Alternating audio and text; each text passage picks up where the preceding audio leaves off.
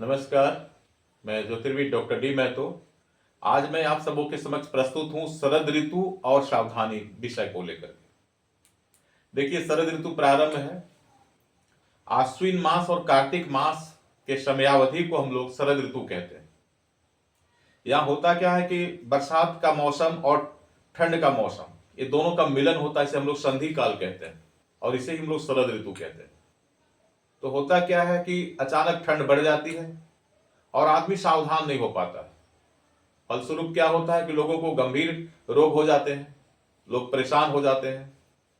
तो ये शरद ऋतु प्रारंभ है और शरद ऋतु में हमें कुछ सावधानी बरतने की आवश्यकता है। इस पर हम लोग विचार करते हैं।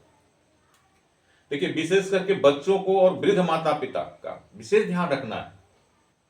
सवेरे बहुत जल्दी उठ करके ठंडा पानी में स्नान करने से बचना चाहिए। अगर संभव हो, कुछ समय हो, तो धूप में बैठ करके पैर हाथ को सेकना चाहिए। इस मौसम में विशेष करके गर्म और ताजा भोजन करना चाहिए। अगर सुविधा हो सके, संभव हो, तो सुबह या शाम को आग जला करके पैर हाथ को सेकना चाहिए। लेकिन आग जलाने में सावधानी भी बहुत आवश्यक है, अन्यथा कभी कभी लेना का देना पड़ जाता है। तो इस तरह से हम लोग देख रहे हैं कि शरद ऋतु प्रारंभ है, मौसम करवट लिया है, ठंड अचानक बढ़ चलेगी और हमें कुछ सावधानी आवश्यक रूप से बरतने की जरूरत है। अब दीपावली का समय आ रहा है, यहां पर हमें गर्म कपड़ा निकाल लेना है।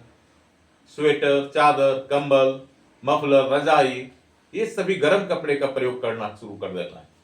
अन्यथा अचानक ठंड से हम परेशान हो जाएंगे और फिर दवाई का चक्कर पड़ जाएगा। तो इस तरह से ये शरद ऋतु प्रारंभ है और हमें यहाँ काफी सावधानी बरतने की जरूरत है और एक दूसरे का ध्यान हम लोग सभी को रखना चाहिए। धन्यवाद।